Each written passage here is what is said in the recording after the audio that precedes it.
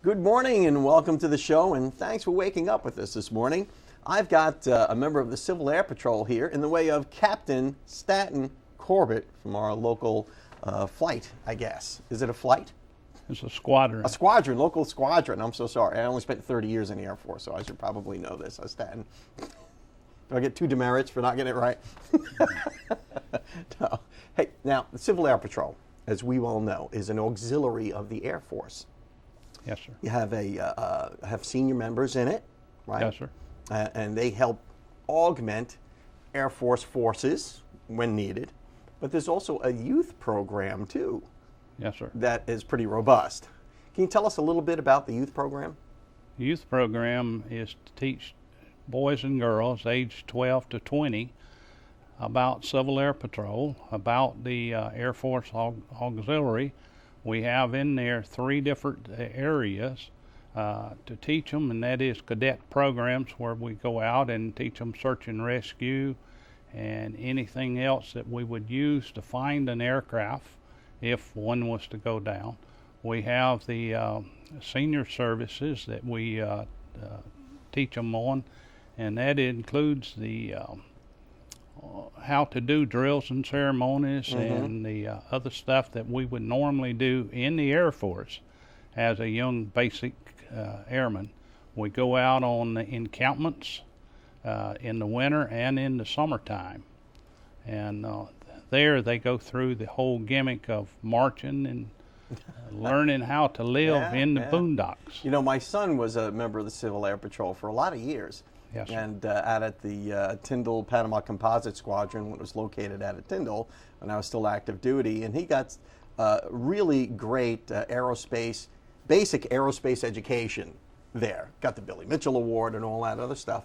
And quite frankly, it served him well. When he started applying to colleges, you know, that really counts, that type of experience. The squadron is still at Tyndall in the same building. However, we meet at the Forest Park Methodist Church every Thursday night. Oh, okay. So squadron's still out there at the base. Yes, sir. Well, it's good stuff, let me tell you. So if you've got a kid who needs something to do and he's 12 or older, it's a great place for a kid to spend some time and learn. And they get to do a little flying, too, from time to time, don't they? Yes, sir. We got an airplane out there right now that the cadets from the Tyndall Panama Composite Squadron and the New Bay Haven School just started up with Lieutenant Colonel Judy Dickey as the commander. Okay, the weather lady. Yes, sir. Yes, and I didn't know she was in the Civil Air Patrol, but I know she's an Air Force veteran. Now, you've got a special project coming up called Wreaths Across America, and you're doing this for the holiday season. We have to run off to the local weather, but after this break, we'll talk more about Wreaths Across America and how Civil Air Patrol is helping them. And now to your local weather, brought to you by the West Pittman Law Firm, westpittmanlawfirm.com. Welcome back to the show. I'm here with Captain Staten Corbett from the Civil Air Patrol out here at Tyndall Air Force Base and Panama City Composite Squadron. And you guys, besides all the great youth programs and the auxiliary stuff that you do for the Air Force, you have special projects. And one special project, and it's a national project that you're involved in, is Wreaths Across America. Can you tell us what that means, Wreaths Across America? What's that about? Wreaths Across America is a local company out of Maine which comes down to Arlington Cemetery every year, and they place wreaths made out of the fir trees in Maine, and on thousands of graves there. In fact, this year they plan on having 14,000 helpers to disperse the wreaths across the Washington, D.C. area to 80-some monuments and other locations, 20 countries throughout the world, mackerel. And throughout every state in the Union. And they're doing this over the holiday season? Over the 13th of December. Now, what's your involvement in it? Are you doing something locally?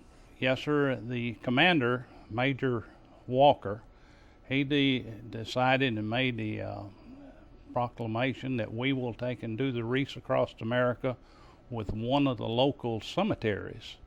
We wound up partnering with Lynn Haven, the city of Lynn Haven. As you know, Mayor Kelly is a veteran I do. of the United States Air Force. His wife was a veteran. That I did not know. Okay. She used to work in base operations, where I worked for a spell in my military career. So you're gonna bring those wreaths to a cemetery in Lynn Haven. Is that the Mount Hope Cemetery? We're going to Mount Hope and Community Cemetery. There's 2 cemeteries there, and we're going to both of them on the 13th of December. And we will start out at the same time they're starting their program in Arlington, Virginia. And that will be 9 a.m. And we will place the wreaths and then have a ceremony for them and go from there. Now, what's significant about that cemetery is that it's so historic. Yes, sir. The cemetery actually started back in after the Civil War, when Lynn Haven was initially settled by people from up north. They came down, moved in there. They were Union veterans, as I understand it. There is over 100 Union veterans buried in this large cemetery at Mount Hope. And some Confederates, too. Yes, sir. Yes, sir.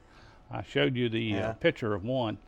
And at least, and they people there from every war since then, including the Gulf War in Afghanistan that's active. So it's not just a historic cemetery. It is a cemetery where people are still being interred. Yes, sir. And a lot of veterans there. So all the veterans this year are going to get a wreath provided by this organization, Wreaths Across America, placed there by Civil Air Patrol. Every grave that we have a wreath sponsored by somebody or some company will have a wreath placed on there if we have enough. Right now we have 32 graves of veterans in the community cemetery and 331 in the Mount Hope Cemetery. We need more. That's why I'm on this program, to ask people to do 2 things. Number one, we need to know how many people are veterans there. Some of them have not been identified on their gravestone or other methods that we could get the information from, and we need to know who they are so that we can honor those fallen How veterans. can we find out more about this? Do you have a website or something we can go to learn more? The city does. I don't have one. So we can go to the city of Lynn Haven and we can look up Wreaths Across America and see how that's working? That's one place, yes, sir. And if they need other information, they can call me on my cell phone is 867-4414, and I'll be glad to talk with them about it. Captain Corbett, thank you so much for everything that you're doing. We're just so out of time, it's not funny. But you're certainly welcome back anytime, and thanks for what you're doing. Thank you, Wreaths sir. Across America. Thank you. And we'll be right back after your Mad Hatter Minute.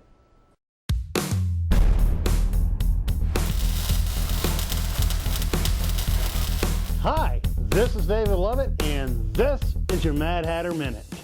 There are 3 things that may make your car run: fuel, fire, and air. Today, we're going to be talking about the air and the air intake system.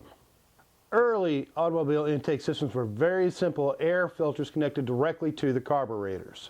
A modern automobile intake system has 3 parts. It has the air filter, the mass airflow sensor, and it has the throttle body. Air enters the engine through a snorkel tube located just inside the hood. The raw, cold air comes in contact first with the air filter. A particulate air filter is a device created of fibrous materials that removes the dust, debris, pollen, and bacteria from the air before moving into the engine. The filtered air then continues through the snorkel tube to where it reaches the mass airflow sensor, or commonly known as the MAF sensor, M-A-F sensor. Mass airflow information is then transferred digitally to the electronic control unit, or the brain of the vehicle, for which it tells how much air is entering the vehicle and how much fuel should be distributed in connection with the entry of the air. The throttle body controls the amount of air being distributed back into the engine. Whereas the mass airflow sensor measures the air, the throttle body actually controls the air. This in turn controls the amount of fuel ratio to be delivered back into the engine. And keeping a clean air filter, keeping a clean throttle body creates better running vehicles. I'm I'm David Lovett, and this has been your Mad Hatter Minute. Hey folks, this is Joshua Brown with Mad Hatter on 23rd Street. Is your check engine light on? If it is, text MADHAT28, that's MADHAT28, to 24247 and we'll check it for free. Welcome back to the show. I am here with Heather Noyes from Raymond James Financial, and she's going to tell us a little bit about end-of-year tax planning. Very important time of year, isn't it? Absolutely. You know, a lot of individuals, they wait till next year to try to figure out some ways that they can save money in taxes, and the truth is that they really need to be doing it right now. One thing that this time of year becomes really important in our business is something that's called a required minimum distribution, or we use the acronym RMD. Okay. And I get a lot of questions around or about RMDs from clients and even non-clients. But the IRS requires you, when you reach 70 and a half, to start taking money from your IRA or from a 401k plan if you still have money in a 401k. And there's a factor that they use to determine how much you have to take out. If you fail to take that money out this tax year, they will penalize you up to 50% of what you should have taken out. So at 70 and a half, you have to be taking that money out. Right. And it's not a lump sum that you had to take out. It's not like you have to cash out your whole IRA, but there's a calculation that's done that says how much that you have to take out on a yearly basis, and it changes year over year. But you want to ensure that you get that money out before December 31st, right? Before Uncle Sam gets his hooks in it. And one interesting factor is the year that you turn 70 and a half, you don't have to take it that year. The first time you take your RMD, they'll let you push it off to the following year. So they give you a year to think about it. Right. So very nice of them. So that's something to evaluate. If this is your first year that you're 70 and a half, then you have that option to put it off until April of next year. But you're going to be forced to take 2 distributions next year. But if you've been working all year, and you plan to retire, maybe your income will be less. So those are just some things to consider as far as RMDs or required minimum distributions. And that required minimum distribution, does it have anything to do with what your needs are, or is it just kind of an arbitrary number that the government comes up with? It's your December 31st value divided by an age factor, which is set forth by the IRS, a schedule set by the IRS. Okay, so I'm sure they have some convoluted formula to arrive at that dollar amount that you have to take out. Right. And we do the calculations for you. So, or if you work with Raymond James, we'll tell you how much you have to take out. But if your needs are greater, you can take out more if you needed to. Oh, absolutely, absolutely. This is just the IRS's way of let's get some. We got to get some tax money. We've not paid taxes on this money ever, and so we want to make sure that we get ours, or that's IRS. One unique thing that you can do if you are 70 and a half, and let's say you're charitably inclined, is that you can take your RMD and send it directly to a charity, and it becomes a wash, as if it wasn't even a taxable event. So if you give it away, you don't get taxed on it. Right, and that only works for 70 and a half. So if you're that required to take out money, if you're 65 and you want to take money out and send it to a charity, then it's not necessarily So maybe you want to give it to your church, or maybe you want to give it to whatever worthy cause. And if you can afford to do it, why not? Right. And Uncle Sam doesn't get it. Right.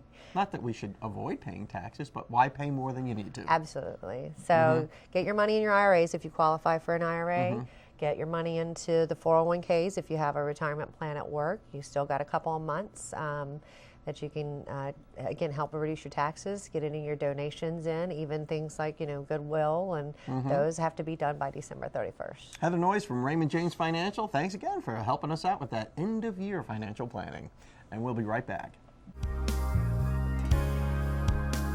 Welcome back to the show. I'm here with Pastor Tim Stevens from the Callaway Assembly of God.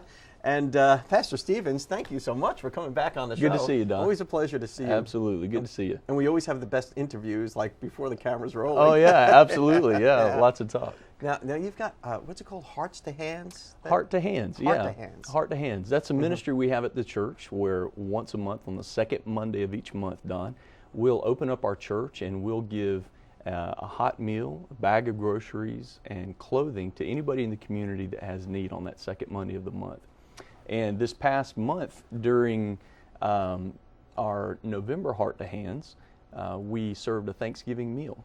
And we served 67 families out of the community, served over 140 meals within the span of an hour and a half, and gave away tons of clothing. And you know, you just have an opportunity to reach out in the community and help people that just really have need. There was one couple in particular, they just had a medical issue that came up, and they said, this is the first time we've ever had to reach out for help like this, you know.